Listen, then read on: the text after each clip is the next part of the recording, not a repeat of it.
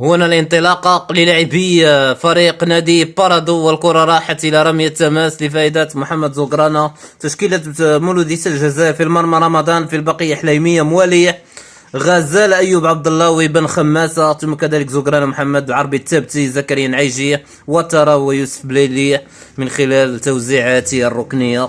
المدرب الفرنسي باتريس بوميل يقود العميدة مولودية الجزائر الباحث والراغب لتحقيق اللقب الثامن ومساواة اتحاد الجزائر بعد 10 ألقاب لشباب الوزداد، وكذلك 14 لقبا لشبيبة القبائل. تشكيل نادي بارادو الأكاديمية بقيادة المدرب بطير عاطفة، في الراحل مختار كحارس أساسي، حميدي محمد رضا، بن دوما عبد الله، ثم كذلك أحمد أيت عبد السلام، طار ياسين طه، ثم كذلك مقدمة تطراوي ياسين، عادل بولبينا، ورمداوي محمد.